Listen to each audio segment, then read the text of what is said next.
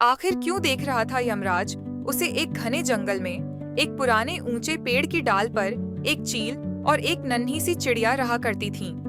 दोनों गहरी मित्र थीं।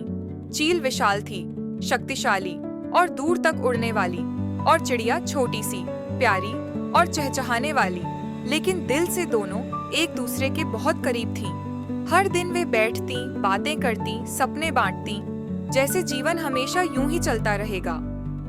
एक दिन जब दोनों उसी पेड़ पर बैठी बातों में मग्न थीं, तभी वहां से यमराज अपने रथ पर गुजर रहे थे। उन्होंने एक पल के लिए चिड़िया की ओर देखा और थोड़ा सा ठिठक गए। चिड़िया ने डरते हुए चील से कहा, मित्र, वो कौन था? उसकी नजरें मेरे ऊपर रुकी थीं। क्या वो यमराज थे? चील ने ध्यान से देखा और कहा, हाँ, शायद वही थे, लेकिन चिंता मत करो, हम दोनों साथ हैं। लेकिन यह बस शुरुआत थी। अगले दिन यमराज फिर से आए, फिर अगले दिन भी। हर 2 दिनों में एक बार वो चुपचाप चिड़िया को देखते और आगे बढ़ जाते। चिड़िया का डर अब बढ़ने लगा। एक शाम चिड़िया ने कांपती आवाज में कहा, मित्र, मुझे लगता है मेरी मृत्यु निकट है। यमराज मुझे बार बार देख रहे हैं, मैं डर रही हूँ। चील ने उसे हौसला दिया, लेकिन अब उसके मन में भी शंका थी। कुछ और दिन बीते, और जब यमराज बार बार आने लगे, तो अंततः चील ने कहा, अब बस, मैं तुम्हें यहाँ से इतनी दूर ले जाऊंगी कि यमराज भी वहाँ न पहुँच पाए। अगली सुबह सूरज निकलने से पहले ही चील ने चिड़िया को अपने पंखों पर बिठाया और दोनों उड़ चले। आकाश को चीरते हुए, पर्वतों को पार करते हुए अंततः पहुँच गए हिमालय की ऊंची चोटियों पर। ठंडी हवा, बर्फीली चोटियां और आसमान के बिल्कुल करीब। वहाँ दोनों थक कर बैठी।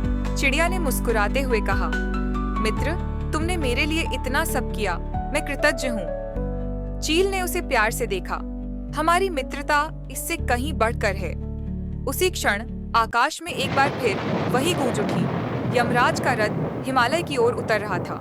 चील चौंकी, चिड़िया सिहर गई। यमराज पास आए और शांत स्वर में बोले, हे चील, मैं तुम्हारे साहस और मित्रता से बहुत प्रभावित हूँ। चील ने थोड़े क्रोध और सवाल के साथ कहा, परंतु आप बार बार मेरी मित्र को देखकर क्यों हैरान होते रहे? क्यों उसका पीछा करते रहे? यमराज हल्के से मुस्कुराए और बोले, मैं बार बार बस यही देखकर हैरान हो जाता था कि ये इतनी छोटी सी चिड़िया, जिसके पंख इतने छोटे हैं, वो 3-4 दिन बाद हिमालय पर कैसे पहुंचेगी? क्योंकि इसकी मृत्यु तो यहीं इन हिमालय पर्वतों पर लिखी थी। और देखो, तुम इसे अपने ऊपर बिठाकर यहाँ तक ले आई। मैं इसका अंत लाया नहीं, तुम भाग्य को स्वयं यहाँ तक पहुँचा लाई। यह सुनकर चील स्तब्ध रह गई। चिड़िया ने एक लंबी सांस ली, आंखें बंद की और शांति से अपने भाग्य को स्वीकार कर लिया। यमराज ने करुणा से उसे अपने साथ लिया। चील अब अकेली थी, लेकिन उसका हृदय भारी नहीं था।